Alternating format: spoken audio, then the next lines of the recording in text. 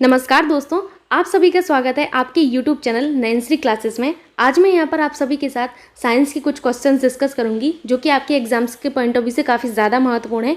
तो आज का वीडियो होने जा रहा है बहुत ही महत्वपूर्ण, वीडियो को अंत तक देखना ना भूलें।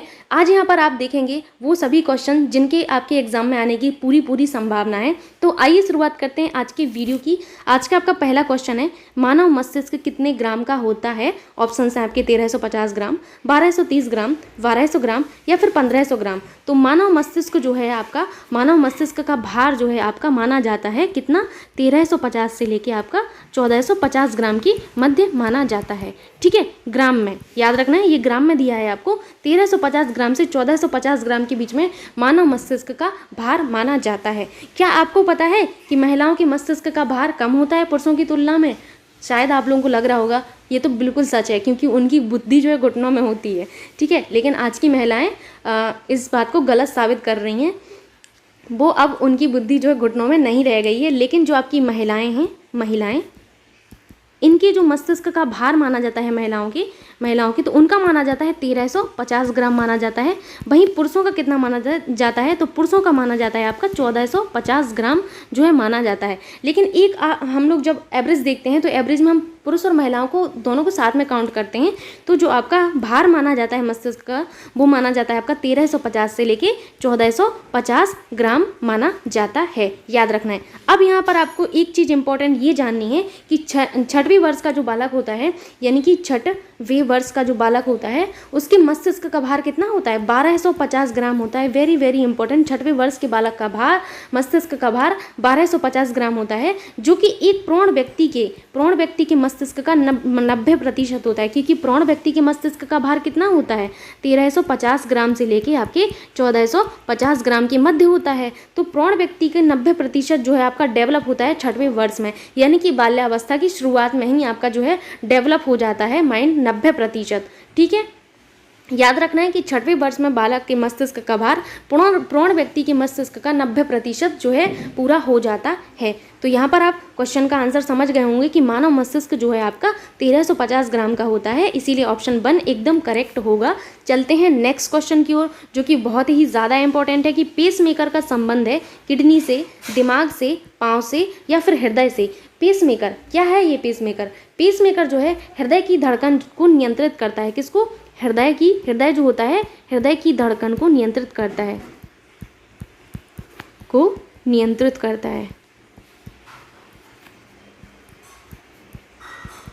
ठीक है, यहाँ पर आपने ये जाना कि पेसमेकर का कार्य ये होता है कि हृदय की धड़कन को नियंत्रित करना। ठीक, तो इसका संबंध किससे हुआ पेसमेकर का? ऑब्वियसली आपके हृदय से हुआ, इसीलिए ऑप्शन 4 एकदम करेक्ट होगा। आपको ये तो पता होना ही चाहिए कि पेसमेकर का संबंध किससे है, साथ ही साथ आपको ये भी पता होना चाहिए कि आपके पेसमेकर का कार्य क्या है। तो पेसमेकर का कार्य होता है हृदय की धड़कन को नियंत्रित करना।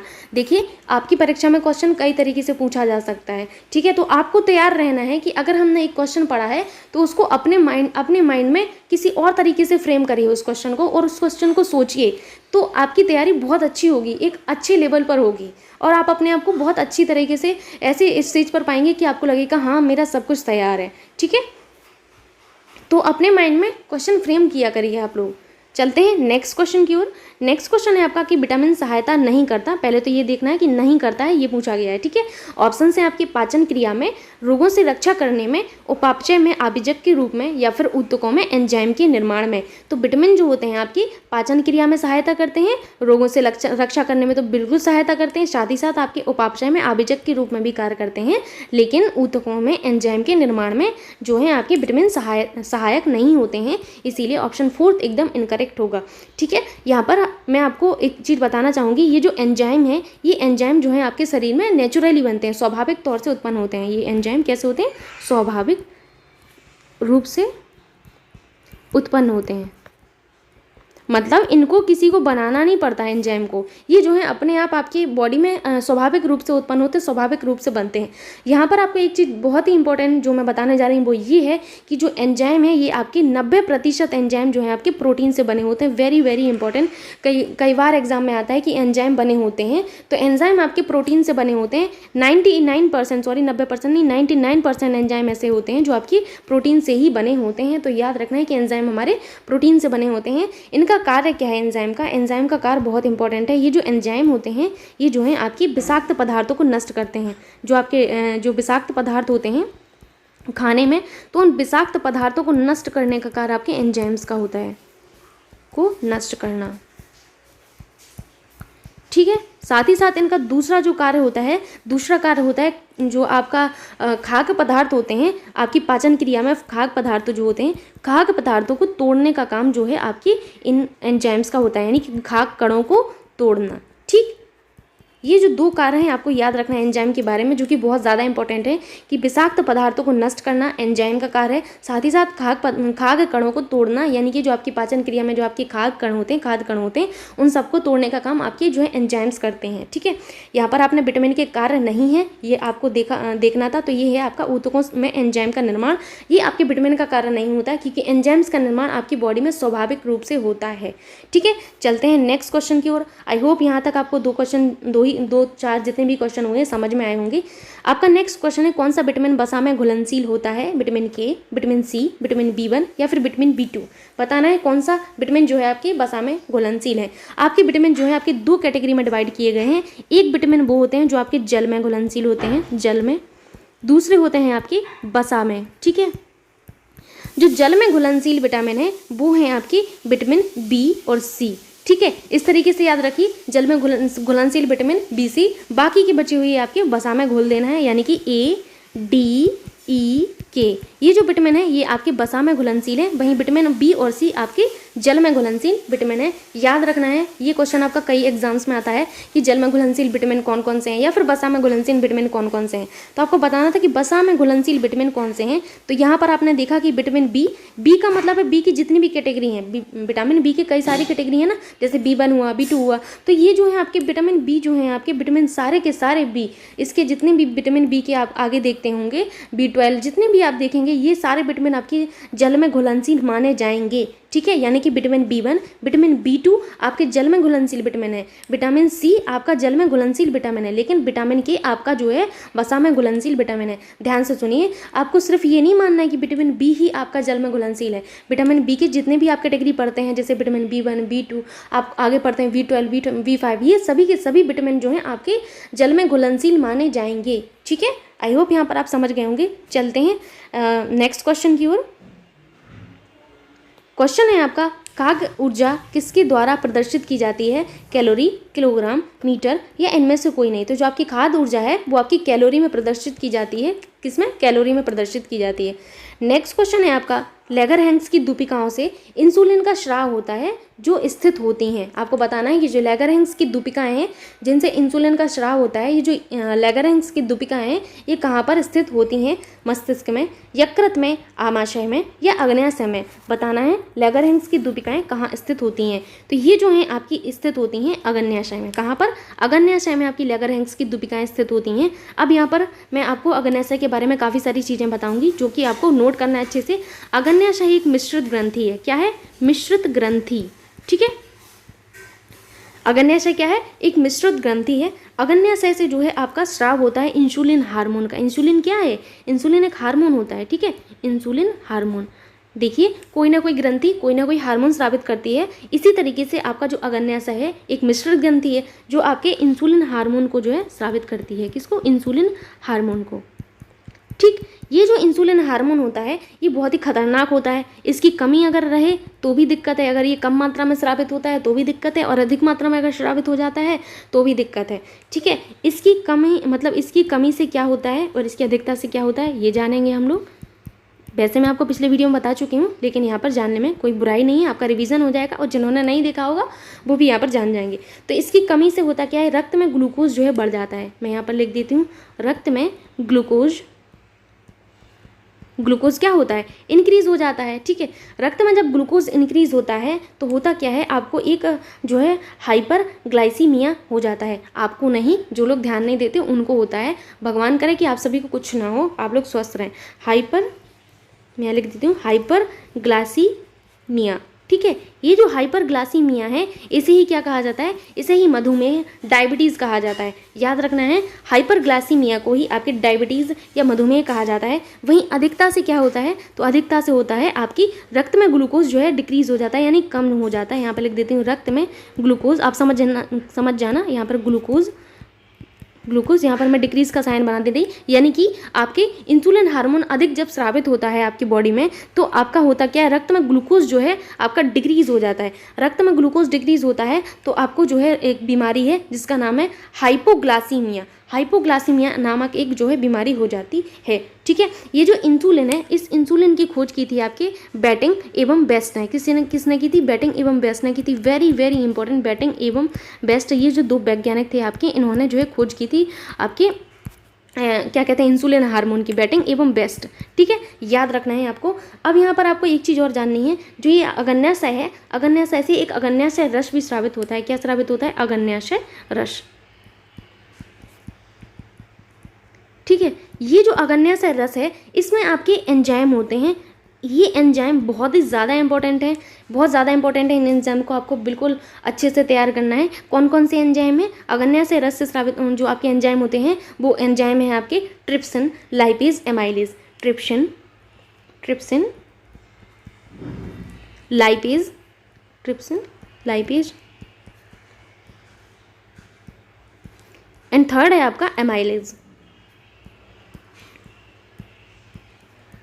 अब यहाँ पर आपको ये देखना है, ये ट्रिप्सिन, लाइपेज, एमाइलेज, ये आपके अग्न्याशय रस से स्रावित होने वाले एंजाइम है। ये कार्य क्या करते हैं, जो ट्रिप्सिन होता है वो प्रोटीन का पूर्ण पाचन करता है। इसका ट्रिप्सिन एंजाइम का जो है हेल्प करता है। ट्रिप्सिन एंजाइम आपके प्रोटीन के पूर्ण पाचन में, किसमें, प्रोटीन की पूर्ण पाचन में हेल्प करता है आपका ट्रिप्सिन एंजाइम। आपको याद कैसे रखना है, ट्रिप्सिन यहाँ पर पा आ रहा है यानी कि प्रोटीन। ठीक है, प्रोटीन का पूर्ण पाचन करता है आपका ट्रिप्सिन एंजाइम। वहीं लाइपेज से याद रखना है आपको वसा। लाइपेज जो होता है आपके वसा के पूर्ण पाचन में सहायता करता है। वहीं एमाइलेज जो है आपके कार्बोहाइड्रेट के पाचन में सहायता करता है, कार्बोहाइड्रेट। ठीक है, याद रखना है आपको कार्बोहाइड्रेट। मैंने यहाँ पर क्या बताया, ट्रिप्सिन जो एंजाइम है वो आपके प्रोटीन के पूर्ण पाचन में सहायता करता है। वहीं लाइपेज जो है आपके वसा के पूर्ण पाचन में सहायता करता है। और एमाइलेज जो होता है वो कार्बोहाइड्रेट के पूर्ण पाचन में आपका जो है सहायता करता है। तो यहाँ पर आपने सारी चीज़ें जानी अग्न्याशय के बारे में। ठीक है, तो यहाँ पर आप जान गए होंगे कि जो लैगरहैंस की दूपिकाएँ हैं जिनसे आपका इंसुलिन जो है स्रावित होता है वो आपकी अग्न्याशय में स्थित होती हैं। चलते हैं नेक्स्ट क्वेश्चन की ओर। क्वेश्चन है आपका, आंखों की दृष्टि पटल पर बनने वाला प्रतिबिंब होता है। वेरी वेरी इंपॉर्टेंट, कि आंखों का जो दृष्टि पटल है उस पर बनने वाला जो प्रतिबिंब है वो कैसा होता है, सीधा एवं वास्तविक, उल्टा एवं वास्तविक, वास्तविक एवं आभासी, आभासी एवं सीधा। तो आंखों की दृष्टि पटल पर बनने वाला जो आपका प्रतिबिंब होता है वो उल्टा एवं वास्तविक होता है। इसीलिए आपका ऑप्शन 2 एकदम करेक्ट होगा। उल्टा एवं वास्तविक प्रतिबिंब बनता है आपकी आंखों पर। वेरी वेरी इंपॉर्टेंट, उल्टा प्रतिबिंब बनता है लेकिन हमें दिखता सीधा है। ठीक है, और बनता कैसा है, वास्तविक बनता है। चलते हैं नेक्स्ट क्वेश्चन की ओर। क्वेश्चन है आपका, निम्नलिखित में से किस एक में प्रोटीन नहीं पाया जाता, मांस, चावल, दूध, दाल। दालों में तो भर भर के प्रोटीन पाया जाता है, आप सभी को पता है। दाल, सोयाबीन एंड आपका जो पनीर हुआ, इन सभी चीज़ों में भर भर के प्रोटीन होता है। दूध में भी आपका प्रोटीन होता है, मांस में भी प्रोटीन होता है, क्योंकि मांस जो है लोग इसीलिए खाते हैं, प्रोटीन को अपनी बॉडी में पूरा करने के लिए। जो प्रोटीन जितनी ज़रूरत होती है उसके लिए लोग अक्सर जो है मांस मछली खाते हैं। ठीक है, लेकिन ये जो चावल होता है, चावल में आपका प्रोटीन नहीं होता है। चावल में कोई प्रोटीन नहीं होता है। चावल में सिर्फ और सिर्फ आपका पाया जाता है स्टार्च। क्या पाया जाता है, स्टार्च। ठीक है, चावल में आपका स्टार्च यानी कि कार्बोहाइड्रेट पाया जाता है। ठीक है, तो यहाँ पर चावल लवर्स जो हैं वो सभी सुन लें कि आपके चावल में कोई प्रोटीन नहीं होता है। तो प्रोटीन जो है आपकी बॉडी में उसकी मात्रा को पूरा करने के लिए आप कुछ और सोर्स लें, जैसे दालें, दूध। ठीक है, और मैं नॉनवेज तो नहीं सजेस्ट करूँगी, खैर जो नॉनवेज लवर्स हैं वो खा सकते हैं, लेकिन दूध, चावल और पनीर हुआ, कई सारे ऐसे रिसोर्सेज हैं आपके प्रोटीन से भरपूर है। मूंगफली, मतलब मूंगफली तो सबसे ज़्यादा अच्छा रिसोर्स है आपका प्रोटीन के लिए, तो आप वो खा सकते हैं। ठीक है, वहीं आपके चावल में कोई प्रोटीन नहीं होता है, बहुत इंपॉर्टेंट चीज़ आपको याद रखनी है, चावल में कोई सा भी प्रोटीन नहीं होता है, चावल में सिर्फ और सिर्फ स्टार्च यानी कि कार्बोहाइड्रेट होता है, ठीक है, याद रखना है। चलते हैं नेक्स्ट क्वेश्चन की ओर। क्वेश्चन है आपका, निम्नलिखित में से कौन सा विटामिन यकृत में संचित किया जा सकता है? विटामिन ए, विटामिन के, विटामिन सी या विटामिन डी। यकृत में संचित विटामिन का नाम बताना है, यानी कि जो यकृत में संग्रहित होता है वो विटामिन कौन सा है? तो विटामिन ए जो है आपका यकृत में संग्रहित होता है। विटामिन ए को संक्रमण रोधी विटामिन कहा जाता है। क्या कहा जाता है? संक्रमण रोधी विटामिन, ठीक है।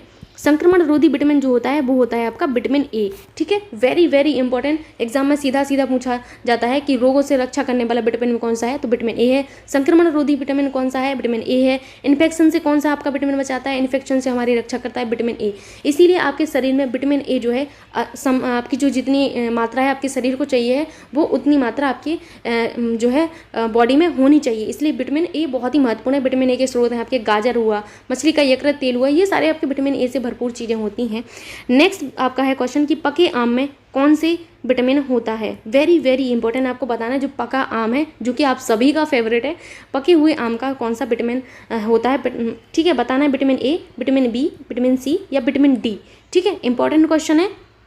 तो जो पका हुआ आम होता है, पके हुए आम में आपका विटामिन ए पाया जाता है। विटामिन ए के और कौन कौन से स्रोत हैं? तो हैं आपके गाजर, गाजर तो हम लोग बचपन से ही पढ़ते आ रहे हैं। गाजर के अलावा आपका पपीता, पपीता भी आपका विटामिन ए से भरपूर होता है। साथ ही साथ आपकी गाजर भी होती है, पपीता भी होता है, पका आम भी होता है और मछली का यकृत तेल।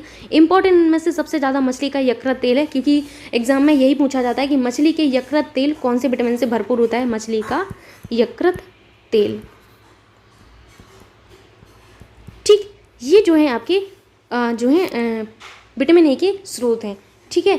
जैसे मेरी आइज़ में प्रॉब्लम है बहुत ज़्यादा, तो मुझे सजेस्ट किया डॉक्टर ने कि आपको मछली का यकृत तेल जो है लेना है। तो मैं सोचती थी कि मछली का यकृत तेल मैं कहाँ से लाऊंगी। मुझे ये नहीं पता था उस टाइम कि मछली के यकृत तेल की टैबलेट्स आती हैं, ठीक है। मुझे ये जानकारी नहीं थी कि इसकी टैबलेट्स आती हैं। मैं सोचती थी कि मैं तो नॉनवेज भी नहीं खाती, मछली का यकृत तेल कहाँ से लाऊंगी। तो इसके जो है टैबलेट्स आते हैं, तो जिनको आई से रिलेटेड प्रॉब्लम्स होती है वो इन सबको लेते हैं। इनके टैबलेट्स होते हैं, कॉड लिवर ऑयल कैप्सूल्स करके नाम आता है, ठीक है। तो इससे आँखों की जो प्रॉब्लम होती है, जैसे जिनको आँखों में कम दिखता है या फिर आँखों से रिलेटेड कोई भी इशू होता है, उन सब के लिए ये जो है आपका सेवन किया जाता है। विटामिन ए वैसे भी विटामिन ए की कमी से आपको रतौंधी रोग होता है जो आपका आँख से संबंधित रोग है, ठीक। चलते हैं नेक्स्ट क्वेश्चन की ओर। क्वेश्चन है आपका कि वह पदार्थ जिसकी कमी से डिहाइड्रेशन होता है। वेरी वेरी इंपॉर्टेंट, कौन सा पदार्थ है जिसकी कमी से बॉडी में डिहाइड्रेशन होता है? ठीक है, खून की कमी, लवण की कमी, पानी की कमी, नमक की कमी। कई बार होता है कि डॉक्टर के पास हम जाते हैं, ये वैसे भी आपका गर्मियों में देखने को मिलता है, तो डॉक्टर कहता है आपको डिहाइड्रेशन हो गया है। सुन के लगता है इतनी भयंकर बीमारी है डिहाइड्रेशन, बाप रे। लेकिन पता चलता है कि ये छोटी सी बीमारी होती है जो कि आपके लवण की कमी से होती है। तो ऑप्शन 2 एकदम करेक्ट होगा। लवण की कमी से होने वाली बीमारी को डिहाइड्रेशन कहते हैं। डिहाइड्रेशन में बेसिकली होता क्या है कि सोडियम की कमी हो जाती है आपके शरीर में। किसकी? सोडियम की कमी की वजह से आपको डिहाइड्रेशन होता है। इसीलिए आपके शरीर में सोडियम जो है भरपूर मात्रा में होना चाहिए। जैसे आप नमक जो है प्रॉपर खाएं तो नमक में जो है आपको सोडियम मिलता रहता है, ठीक। तो होता क्या है, आपकी जब डिहाइड्रेशन होता है तो डिहाइड्रेशन में आपको एक घोल पिलाया जाता है। कौन सा? ORS। जब मैं छोटी थी तो मेरे गांव में एक कैंप लगता था, पोलियो का कैंप, तो वहाँ पे पोलियो की दवा पिलाई जाती थी। तो पोलियो की दवा में जब मैं पीने जाती थी तो वहाँ पे एक ORS घोल भी दिया जाता था। मुझे पता नहीं था उसका यूज़ क्या है, तो मैं क्या करती थी, उस ORS को लाती थी, उस ORS को ऐसे पानी में घोल के दीवार पे पेंट कर देती थी। लेकिन मुझे जब मैं बड़ी हुई तो मुझे पता चला ये जो ORS है वो ORS मुझे क्यों दिया जाता था बचपन में। ये जो ORS है वो डिहाइड्रेशन जो हो जाता है बॉडी में, डिहाइड्रेशन की पूर्ति के लिए दिया जाता है, ठीक है। लेकिन ORS का फुल फॉर्म बड़ा इंपॉर्टेंट है। ORS का फुल फॉर्म बहुत ज़्यादा इंपॉर्टेंट है, हो सकता है आपसे एग्जाम में पूछ लिया जाए। तो ORS का फुल फॉर्म होता है ओरल रिहाइड्रेशन, ठीक है। हुआ आपको डिहाइड्रेशन है, सुनिएगा ध्यान से, हुआ आपको डिहाइड्रेशन है लेकिन आपको रिहाइड्रेशन दिया जा रहा है, ठीक है। रिहाइड्रेशन सॉल्यूशन, ठीक है। नाम याद रखना है, हो सकता है एग्जाम में कभी पूछ ले कि ORS का फुल फॉर्म क्या है। मान के चले एग्जाम में नहीं पूछा जा रहा है, कोई पूछ ले आपसे ORS का फुल फॉर्म, तो पता होना चाहिए। जैसे मुझे पहले नहीं पता तो मैं सोचती थी ORS का फुल फॉर्म क्या है, लेकिन फिर मुझे बाद में पता चला कि ORS का full form oral rehydration solution होता है, ठीक है। इस घोल में होता क्या है कि जो है आपकी डिहाइड्रेशन की जो प्रॉब्लम है वो आपकी कम हो जाती है। यदि आपके पास ORS नहीं है और आपको डिहाइड्रेशन हुआ है तब आप क्या करेंगे? होम रेमेडी आपको बताती हूँ। होम रेमेडी ये है कि आप एक काम करें कि नमक, 1 गिलास में पानी लें, पानी में आप नमक मिक्स करें, नमक में चीनी मिक्स करें, ठीक है, और इसको पी जाएं, ठीक, चीनी, ठीक है। तो ये जो है आपका डिहाइड्रेशन से रिलेटेड जो समस्या है वो आपकी कम हो जाएगी। वैसे चीनी का सेवन कम से कम करें, चीनी की जगह आप लोग गुड़ का सेवन ज़्यादा किया करें, ठीक। जैसे चाय है तो चाय में गुड़ का यूज़ करें, या फिर कोई और भी चीज़ है जो आपको पसंद हो चीनी वाली, तो आप उसमें गुड़ का यूज़ करें, चीनी बहुत कम खाया करिए, ठीक है। तो यहाँ पर आपने काफ़ी सारी चीज़ें जानी। तो रिहाइड्रेशन, जो आपका डिहाइड्रेशन होता है, डिहाइड्रेशन में रिहाइड्रेशन दिया जाता है आपको, तो वो लवण की कमी की वजह से होता है, ठीक है। चलते हैं अगले क्वेश्चन की ओर, जो कि है आपका अधिकतम पोषक तत्व रक्त में अवशोषित किए जाते हैं। बहुत ही ज़्यादा इंपॉर्टेंट क्वेश्चन है, बहुत ही शानदार क्वेश्चन है कि कौन आपका जो है अधिकतर पोषक तत्व रक्त में अवशोषित किए जाते हैं। मुंह से, छोटी आंत से, बड़ी आंत से, इनमें से कोई नहीं। आपको लग रहा होगा मुंह से, क्योंकि खाना तो हम इधर ही से खाते हैं, ठीक है। नहीं, आपके मुंह से जो है आपके अधिकतर पोषक तत्वों का अवशोषण नहीं होता है। आपके जो मैक्सिमम पोषक तत्व होते हैं उनका अवशोषण आपकी छोटी आंत से होता है। कहाँ से होता है? छोटी आंत से होता है। आइए जानते हैं छोटी आंत के बारे में सब कुछ। छोटी आंत का आज यहाँ पर मर्डर करते हैं, ठीक है। छोटी आंत जो है आपकी आहार नाल का सबसे लंबा भाग होती है। ध्यान से पढ़िएगा, आहार नाल का सबसे लंबा भाग।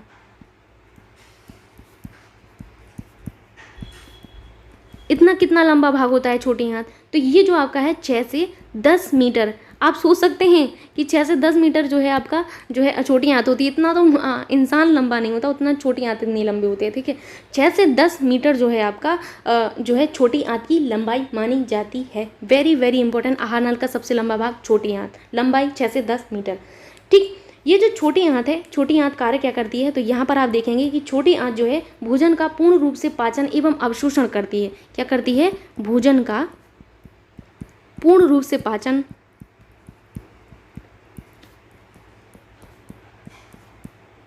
एवं अवशोषण, ठीक है, ठीक है।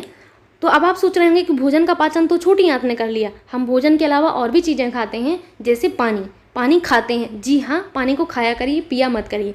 पानी को खाने से होगा क्या कि आपकी बॉडी हमेशा, आपकी जो बॉडी है खिली खिली रहेगी, ठीक है, और आपको पानी की कमी नहीं होगी। पानी को खाने का मतलब है जैसे आप मुंह में पानी लें तो उसको 1 से 2 मिनट अपने मुंह में रखें, इस तरीके से मतलब पानी को जो है मूव करें अपने मुंह के अंदर, ठीक है, इधर से उधर ले जाएं, उसके बाद अपने पानी को गटक जाएं, ठीक है। नेक्स्ट आप पानी का घूंट लें, फिर उसको इसी तरीके से करें। 1 से 2 मिनट नहीं, बहुत ज़्यादा लंबा टाइम हो जाएगा, लेकिन थोड़ा सा उसको कुछ सेकंड के लिए अपने मुंह में रखें, ठीक है। इस तरीके से पानी को पिया जाता है, पानी को खाया जाता है, पानी को पिया नहीं जाता है, ठीक है।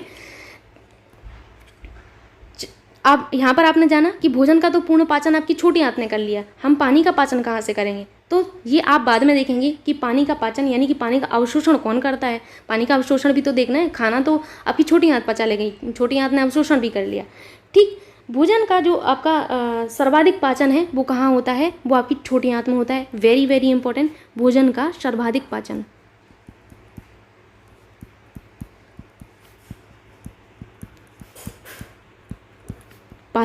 ठीक है। भोजन का सर्वाधिक पाचन आपकी छोटी आंत में होता है। छोटी आंत के 3 भाग होते हैं जो कि बहुत ज़्यादा इंपॉर्टेंट है, एग्जाम में सीधा सीधा पूछा जाता है कि छोटी आंत के भाग हैं, तो आपको पता होना चाहिए छोटी आंत के कौन कौन से भाग हैं। आइए जानते हैं छोटी आंत जो है उसके 3 भाग कौन कौन से हैं, ठीक है। पहला भाग है इसका ग्रहवी, क्या है? ग्रहवी। दूसरा भाग है इसका क्षुद्रांत, एंड तीसरा भाग है इसका मध्यांत, ठीक है। वेरी वेरी इंपॉर्टेंट, आपकी जो छोटी आंत है, छोटी आंत के 3 भाग होते हैं, ग्रहवी, क्षुद्रांत, मध्यांत, ठीक है। याद रखना है छोटी आंत के तीनों भाग, ठीक है। ये 3 भाग हो गए। अब यहाँ पर आपने छोटी आंत के बारे में सब कुछ जान लिया, तो यहाँ पर आप जान गए हैं कि अधिकतर पोषक तत्व रक्त में आपकी छोटी आंत से अवशोषित किए जाते हैं। अब ये जो बड़ी आंत है, नाम में बड़ी है, हालांकि ये जो बड़ी आंत है ये आपकी थोड़ी सी चौड़ी होती है, ठीक है। जो आपकी बड़ी आंत है ये पानी का अवशोषण करती है। क्या करती है? पानी का अवशोषण। बहुत ही ज़्यादा इंपॉर्टेंट है, याद रखना है, एग्जाम में आता है आपका पानी का अवशोषण आपका कौन करता है? तो पानी का अवशोषण आपका बड़ी आंत करती है, ठीक है। पानी का आपका सबसे ज़्यादा अवशोषण जो है बड़ी आंत से ही होता है, ठीक है। चलते हैं नेक्स्ट क्वेश्चन की ओर। क्वेश्चन है आपका, मानव शरीर में रक्त में से अशुद्धियों को छानकर कौन अलग करता है? गुर्दा, हृदय, फेफड़े, हृदय एवं फेफड़े दोनों। मेरी तरफ से एक और ऐड कर लेना, छन्ना, ठीक है। अब बताइए अब कि मानव शरीर में रक्त में से अशुद्धियों को छानकर कौन अलग करता है। कई लोग सोच रहे होंगे छन्ने से छान के रख लेते हैं ब्लड को अंदर, ऐसा नहीं होता है। आपकी जो रक्त है, रक्त में से अशुद्धियों को छानने का काम करता है आपका गुर्दा या वृक्क। अब आप सोच सकते हैं ये कितना इंपॉर्टेंट है आपकी बॉडी में गुर्दा या वृक्क। अगर ये नहीं होगा तो आपकी अशुद्धियाँ नहीं छनेंगी ब्लड में से, फिर आपका ब्लड जो है इतना इम्प्योर हो जाएगा कि आपकी बॉडी को उसको आपकी बॉडी पंप ही नहीं कर पाएगी, क्योंकि जो ब्लड है वो थिक होता जाएगा। ब्लड जब थिक होगा तो आपकी जो बॉडी, जो हृदय है वो पंप नहीं कर पाएगा आपके ब्लड को, यहाँ से होगा आपको हार्ट अटैक। नहीं, आपको नहीं, आपको होना भी नहीं चाहिए। भगवान करे मेरे सभी व्यूअर जो हैं सुरक्षित रहे, सब लोग सुरक्षित रहें, उनको कोई बीमारी ना हो। तो ये जो आपका हृदय है, हृदय उस रक्त को पंप नहीं कर पाता, जो आपका रक्त जो है थोड़ा सा थिक हो जाता है। ठीक, तो गुर्दा एक बहुत इंपॉर्टेंट काम करता है, अशुद्धियों को छानने का काम करता है गुर्दा। इसी को वृक्क भी कहा जाता है, याद रखना, वृक्क। ठीक है, गुर्दा और वृक्क एक ही होता है। ठीक, वहीं आपके जो रक्त है, शुद्ध रक्त को पंप करने का काम कौन करता है? आपका हृदय करता है। ठीक है, याद रखना है आपको इसके बारे में। चलते हैं नेक्स्ट क्वेश्चन की ओर। क्वेश्चन है आपका, स्फिग्नोमैनोमीटर चिकित्सकीय उपकरण है। ये आपका उपकरण है। स्फिग्नोमैनोमीटर का उपयोग किसके परीक्षण में किया जाता है? हार्मोन के, ब्रेन ट्यूमर के, रक्तचाप के, या फिर आंत के कार्य के। तो जो स्फिग्नोमैनोमीटर होता है ये आपका एक चिकित्सकीय उपकरण होता है। इसका यूज़ बेसिकली रक्तचाप यानी कि ब्लड प्रेशर मापने के लिए किया जाता है। स्फिग्नोमैनोमीटर का यूज़ आपके रक्तचाप मापने के लिए किया जाता है। नेक्स्ट क्वेश्चन है आपका कि हीमोग्लोबिन कार्य करता है। बताना है आपको कि हीमोग्लोबिन जो आपकी ब्लड में होता है उसका मेन कार्य क्या होता है? ऑक्सीजन का परिवहन, जीवाणुओं का नाश, रक्ताल्पता का निवारण, उपरोक्त सभी। तो हीमोग्लोबिन जो है आपका बेसिकली ऑक्सीजन का परिवहन करता है। आपकी बॉडी में जो है ऑक्सीजन का परिवहन आपकी हीमोग्लोबिन ही करते हैं। ठीक है, नेक्स्ट क्वेश्चन है आपका कि नाड़ी स्पंदन मात्रा मापक कौन सा है? वेग, बल, गति, या फिर स्थानांतरण। बताना है कि नाड़ी स्पंदन मात्रा मापक कौन सा है। तो नाड़ी स्पंदन मात्रा मापक होता है आपका गति। क्या होती है? आपकी गति होती है। नेक्स्ट क्वेश्चन आपका बहुत ज़्यादा इंपॉर्टेंट है। क्वेश्चन है कि नाड़ी द्वारा डॉक्टर क्या करता है? सांस की गति मापता है, रक्तचाप मापता है, हृदय की धड़कन मापता है, या इन सभी को मापता है। कभी कभी हम लोग डॉक्टर के पास जाते हैं तो वो हमारी नाड़ी चेक करता है, या फिर मान के चलिए कि कोई किसी को सीवियर प्रॉब्लम हो गई, सीवियर डिसीज़ है, या फिर कुछ भी ऐसा एक्सीडेंट वगैरह हो जाता है, तो सबसे पहले डॉक्टर के पास ले जाते हैं। तो डॉक्टर क्या करता है? नाड़ी चेक करता है। तो नाड़ी क्यों चेक करता है डॉक्टर? आखिर क्या क्या करना चाहता है? क्या वो हमारा हाथ पकड़ना चाहता है? नहीं। तो डॉक्टर करता क्या है कि डॉक्टर जो है चेक करता है, हृदय की धड़कन मापता है। क्या करता है? हृदय की धड़कन मापता है नाड़ी के थ्रू। ठीक है, याद रखना है आपको, हृदय की धड़कन मापने का जो काम है नाड़ी द्वारा आपका डॉक्टर चेक करता है। कई बार जो होता क्या है कि गांव में डॉक्टर नहीं होते हैं, तो गांव में अगर किसी की डेथ हो जाती है तो गांव में भी लोग इसी तरीके से चेक करते थे। बूढ़े जो लोग होते थे नाड़ी चेक करते थे, नाड़ी चल रही है कि नहीं चल रही है। दादाजी लोग आते थे नाड़ी चल रही है कि नहीं चल रही है, इस तरीके से बोलते थे। तो वो लोग क्या चेक करते थे? हृदय की धड़कन मापते थे। ठीक है, चलते हैं नेक्स्ट क्वेश्चन की ओर। क्वेश्चन है आपका, निम्नलिखित में से कौन सा खून का अवयव नहीं है? आपको बताना है जो आपका ब्लड होता है, ब्लड का अवयव नहीं है। WBC, RBC, प्लाज्मा, या प्लासेंटा। ठीक है, तो ये तो आप जान गए हैं कि आपका जो प्लासेंटा है ये आपके जो ब्लड है, ब्लड का अवयव नहीं है। आइए जानते हैं ब्लड के बारे में। ब्लड, ये जो ब्लड होता है, ब्लड के दो भाग होते हैं मेनली। कौन कौन से होते हैं आपकी? पहला होता है आपका प्लाज्मा। प्लाज्मा जो है आपके ब्लड में 55 से लेके 60% तक जो है आपका प्लाज्मा होता है। वहीं आपका ब्लड कॉर्पस्कल्स होते हैं, दूसरा भाग आपका।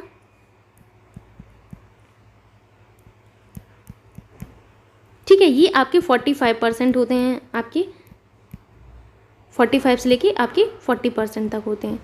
ठीक, तो यहाँ पर आपने देखा कि जो प्लाज्मा है वो तो आपका 55% से आपका 60% के बीच में होता है। वहीं ब्लड कॉर्पस्कल्स होते हैं 45 से आपके 40% होते हैं ब्लड में। ठीक है, जो आपका प्लाज्मा है, यहाँ पर मैं प्लाज्मा के बारे में बताऊंगी, फिर इसको हटा के मैं आपको ब्लड कॉर्पस्कल के बारे में बताऊंगी। तो यहाँ पर आप प्लाज्मा को समझिए पहले। ठीक, ब्लड के कौन कौन से भाग हैं? प्लाज्मा है और ब्लड कॉर्पस्कल्स हैं। ठीक है, ये जो प्लाज्मा है ये आपका तरल पदार्थ होता है। कैसा होता है? तरल होता है, चिपचिपा होता है, चिपचिपा, पीला होता है, पीला होता है और गाढ़ा होता है।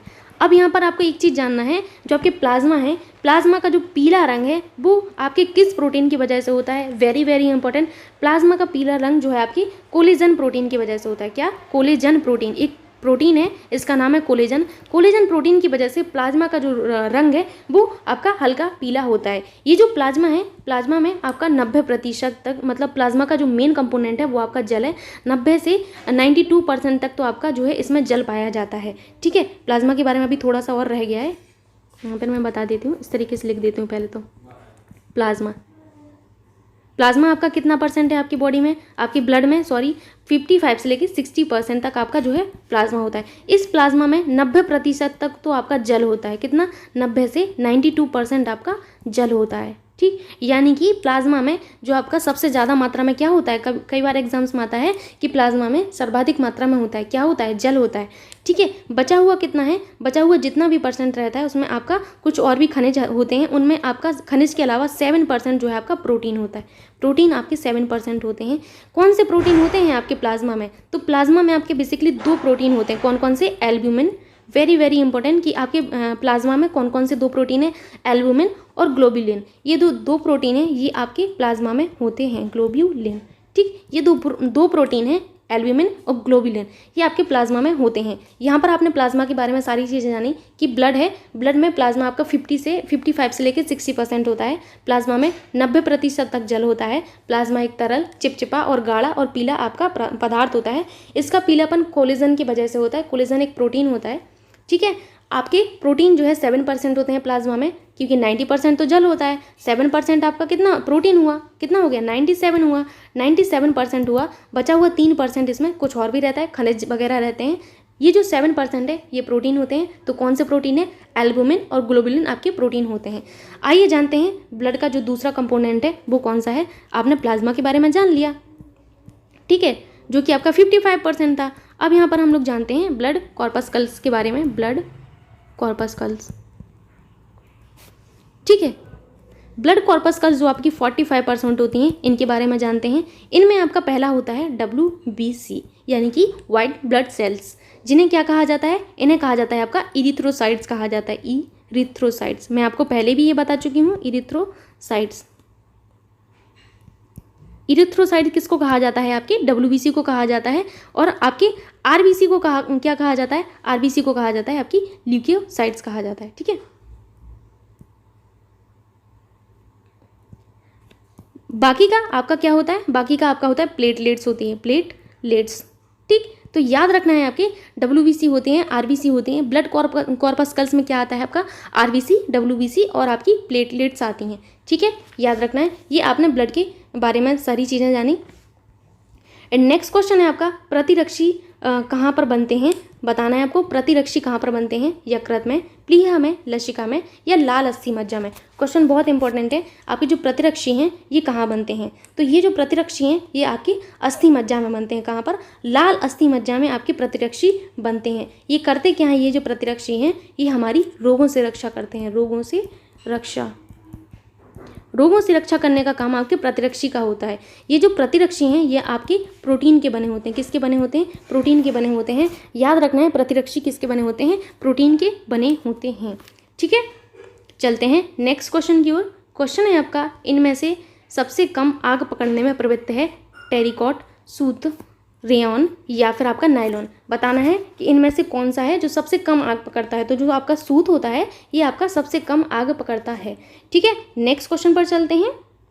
क्वेश्चन है आपका, मांसपेशी संकुचन में जब मांसपेशियां छोटी होती हैं तो उसे क्या कहा जाता है? जब आपकी मांसपेशियों में संकुचन होता है तो मांसपेशियां छोटी हो जाती हैं, तो इसे क्या कहा जाता है? इसेंट्रिक, आइसोमेट्रिक, कॉन्ट्रैक्शन या इनमें से कोई नहीं। तो मांसपेशियों में संकुचन में जब मांसपेशियां छोटी होती हैं तो इसे आइसोमेट्रिक कहा जाता है। ऑप्शन 2 एकदम करेक्ट होगा, आइसोमेट्रिक। ठीक है, क्वेश्चन इंपॉर्टेंट है, याद रखना है, आइसोमेट्रिक। नेक्स्ट क्वेश्चन पर चलते हैं। क्वेश्चन है आपका, कौन सा पोषक तत्व गर्मी एवं ताकत प्रदान करता है? बताना है आपको ऐसा कौन सा पोषक तत्व है जो आपके शरीर में गर्मी पैदा करता है, साथ ही साथ आपको ताकत भी देता है। विटामिन, प्रोटीन, कार्बोहाइड्रेट या जल। तो जल तो एक ऐसी चीज़ है जो आपके हृदय को, आपके जी को ठंडक पहुंचाती है, तो जल तो होगा नहीं। ठीक है, यहाँ पर आपका सही आंसर होगा आपका प्रोटीन। प्रोटीन जो है आपका एक ऐसा पोषक तत्व है जो शरीर को गर्मी प्रदान करता है, साथ ही साथ आपके शरीर को ताकत प्रदान करता है। प्रोटीन को जो है आपके शरीर का आपका बिल्डिंग ब्लॉक कहा जाता है। क्या कहा जाता है? Building block.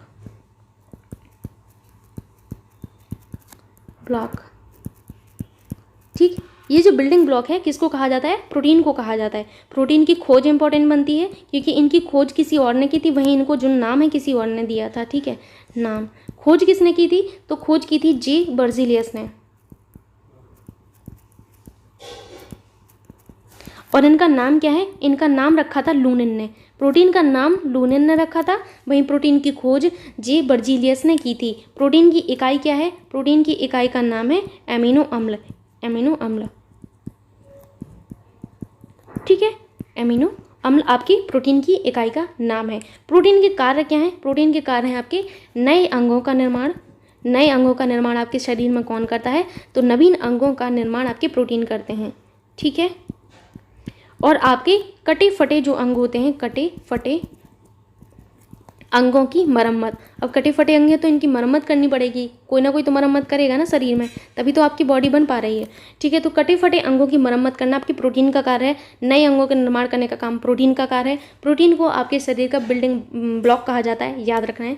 तो आज का वीडियो यहीं तक था। आई होप आप सभी को वीडियो पसंद आया होगा। यदि आपको वीडियो अच्छा लगता है तो वीडियो को आप लाइक कर सकते हैं, साथ ही साथ अपने दोस्तों के साथ वीडियो को शेयर भी कर सकते हैं। एंड आप चैनल को सब्सक्राइब कर लीजिए और बेल आइकन को भी दबा लीजिए ताकि आपकी कोई सी भी वीडियो मिस ना हो। एंड बने रहिए इसी तरीके से 9th क्लासेस पर। Thank you so much.